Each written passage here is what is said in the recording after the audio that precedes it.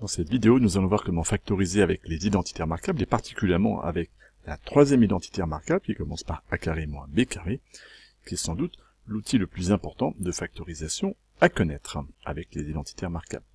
Pour commencer, on me demande de factoriser l'expression x carré moins 4. Je n'observe pas de facteur commun, donc je ne vois pas comment démarrer. J'essaie de reconnaître une identité remarquable, ça ne peut pas être ni la première ni la deuxième car il n'y a que deux termes ici, x carré moins 4. Seule possibilité en utilisant l'identité remarquable, c'est de partir avec la troisième identité remarquable qui s'écrit a carré moins b carré. A-t-on vraiment ce schéma-là? X carré, a carré, ça fonctionne bien, mais ici nous avons 4. Et en conseil d'amis, je vous conseille vraiment d'écrire cette première étape, x carré moins le carré de 2 pour remplacer 4. On écrit 4 comme le carré de 2. Et là, je vois bien apparaître mon schéma a carré moins b carré, a vaut x, b vaut 2.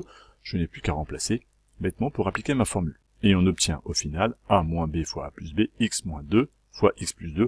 J'ai bien factorisé mon expression. La deuxième application qu'on me demande d'opérer, là, de factoriser 25x carré moins 1. Pour le même raisonnement que tout à l'heure, on ne voit pas de facteur commun, et ni la première ni la deuxième identité remarquable ne semblent convenir, on va essayer de reconnaître la troisième identité remarquable. Et même conseil que tout à l'heure, on va en première étape vraiment bien faire apparaître a carré moins b carré. 25x carré, c'est le carré de quelque chose, c'est le carré de 5x. Et 1, là c'est le carré lui-même. Écrivons donc 25x carré moins 1 sous cette forme a au carré moins b au carré. Et vraiment, je vous invite à passer par cette étape-là vraiment au début pour ne pas vous tromper et bien isoler la valeur de a et la valeur de b. Là, il est clair dans cette situation que a au carré vaut le carré de 5x, donc que a vaut 5x et que b vaut 1.